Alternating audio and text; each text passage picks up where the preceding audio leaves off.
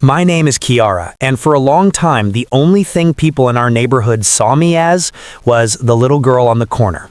They waved, sure, but they didn't see the hours I poured into my dream. My lemonade stand wasn't a game. It was my ticket. My ticket to the Indianapolis Zoo with my class. My goal was $50. It felt like a mountain. But the real struggle wasn't the sun or the sugar. It was the feeling of being invisible. Just another kid trying something small. Then, on one golden afternoon, the roar of 8 massive engines shattered the quiet, and my entire world changed. Because sometimes the most validating revenge you can get is simply being so successful that the people who ignored you are forced to pay attention. This is the story of how a biker gang became my unexpected angel, and how my 50-cent lemonade became the talk of the town. If you've ever worked your heart out only to be underestimated, this story is for you. Hit that like button, subscribe to the channel, and get ready for a tale of hard work, an impossible amount of kindness, and the satisfying feeling of proving everyone in your little suburban bubble wrong. The sun was high in the sky, casting those perfect golden rays over the quiet suburban streets of Oak Ridge Heights, Indiana. It's a nice neighborhood, the kind where everyone knows your business but doesn't always see your effort. 11-year-old Kiara Daniels, that's me, stood proudly behind her homemade stand. Kiara's famous lemonade, 50 cents a cup. The sign was bright, colorful, and plastered with hearts. I'd been up since dawn, squeezing lemons, measuring sugar, trying to get that perfect sweet-tart balance. This was my personal fund for the school trip to the Indianapolis Zoo. The cost? $50. To a kid selling cups for 50 cents, that was a fortune. My mom, Tasha, watched from the porch, her silent support giving me strength. My first customer was Mrs. Andrews. $2 for 1 cup, a kind smile and a compliment. "This is delicious, Kiara. You're going to sell out in no time." I beamed, but deep down, I knew Mrs. Andrews was just being nice. The rest of the afternoon was slow. Cars rolled by. A few honked, a few drivers waved. It was the standard pat-on-the-head encouragement that felt hollow after the 10th car went past without stopping. I made $15 by early afternoon. I was thrilled, but also exhausted. I watched the kids across the street playing basketball. They would glance over, sometimes with curiosity, sometimes with a look that said, "Why is she still doing that?" Even when a boy jogged over to buy 2, his grin felt more like a quick favor than genuine support. My mom came out, bringing me a hat to shield me from the heat. "You're doing amazing, baby." I tried to sound upbeat. I think I'm getting better at pitching to customers too. But my heart was sinking. I was working so hard, and the neighborhood, the people I saw every day, just weren't showing up. They had the time, they had the change, but I was just an insignificant little stand on the corner. That feeling of being underestimated, of being so small in a world full of big dreams, started to weigh on me. It was a silent injustice. I felt dismissed. And then, I heard it. The sound started faint, a low vibration in the air, but it grew, quickly, into a deep, chest-shaking rumble. I squinted down the street. Around the corner came a group of motorcycles. Not 1 or 2, at least 8 of them. Their chrome glinted, their black leather jackets ominous in the bright sun.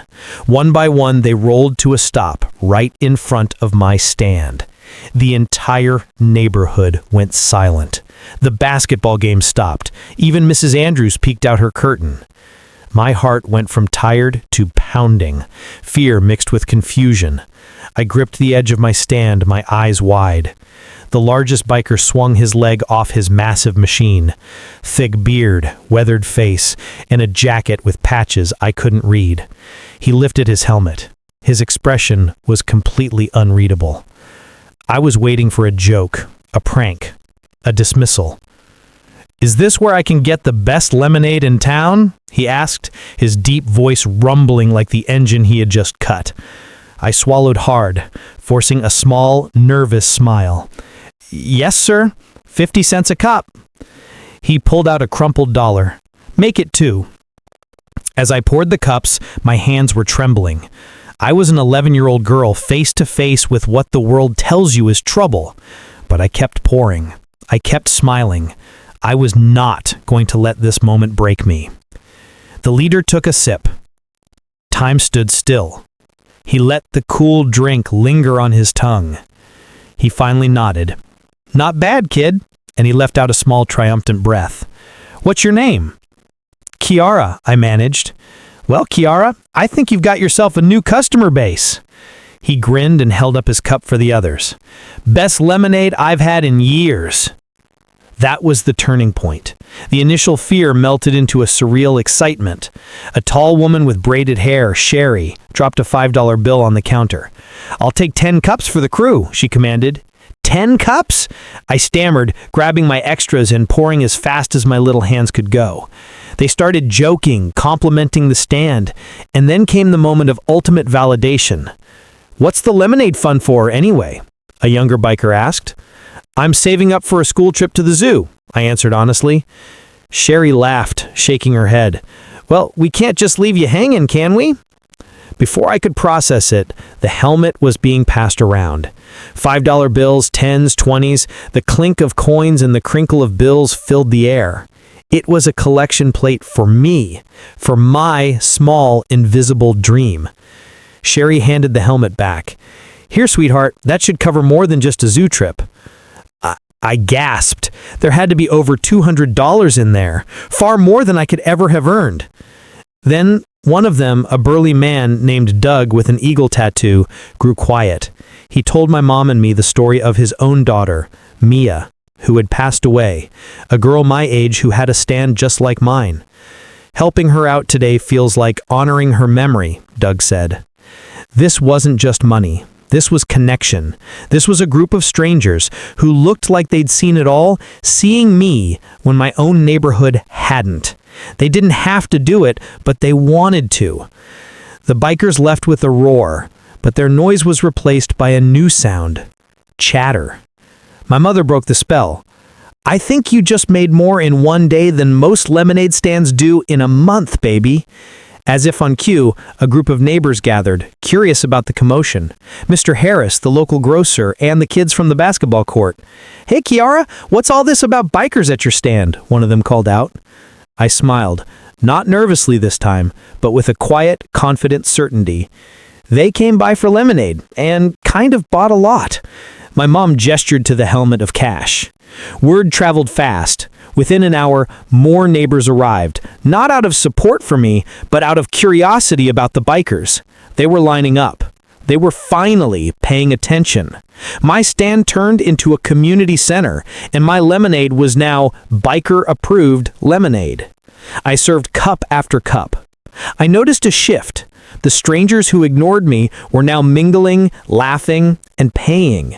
It wasn't the sweet, sweet revenge of destruction, but the profoundly satisfying revenge of validation.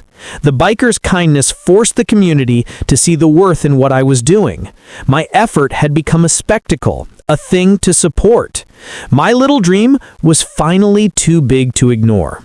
Carlos, the hardware store owner, handed me a crisp $20. "We need more kids like you in this world." The same man who walked past my stand 3 times a week. When the bikers returned the next day, bringing more of their crew and even cookies, the crowd grew even larger. They helped manage the line. Sherry took pictures. My little stand had achieved what my solo efforts never could: community engagement. Later, as the sun set, Carlos suggested, "What if we made this a regular event, like a lemonade day for local kids' programs?" The crowd erupted in applause. My little stand had sparked a whole community movement. I was the inspiration, the girl who used to be invisible. Doug, before leaving for the final time, put his hand on my shoulder. "Kiara, you're proof that even the smallest ideas can bring people together." I looked at that helmet of cash. It was far more than I needed for the zoo. "Mom, do you think we could donate some of this?" I asked. "To help kids who can't afford school trips or supplies?" The feeling of proving myself, of achieving my goal 10 times over, was incredible. But using that success to lift others, That was the true triumph. I wanted to make people feel like the bikers had made me feel, like anything is possible. That night, as the stars came out, I realized my revenge wasn't against the people who ignored me. It was the revenge of success. The neighborhood now saw me not as the little girl, but as the spark. The small paper note Doug had tucked under the helmet, "For the brightest light on a summer's day, keep shining, Doug and the crew," was all the validation I needed. My success was louder than any of the initial silence. I had gone from being the ignored kid with a 50-cent dream to the local headline, the inspiration for a new community charity. The people who hesitated to spend 2 quarters now lined up with $5 and $20 bills. I didn't have to yell at them. I didn't have to call them out. I simply succeeded so wildly that they had no choice but to recognize me. That quiet victory, the triumph of pure, hard-earned goodwill over apathy, was the most satisfying payback of all. This story teaches you one thing. You don't need to be mean to get even. Sometimes the kindest people in the world look the scariest, and the biggest payback is just to keep your head down, work hard, and let your results speak for themselves. Because when you do, the right people, your tribe, will always show up. If this story gave you the chills, smash that like button right now. Tell me in the comments, what's the most unexpected act of kindness or validation you've ever received? And of course, subscribe for more stories like this. We'll see you in the next one.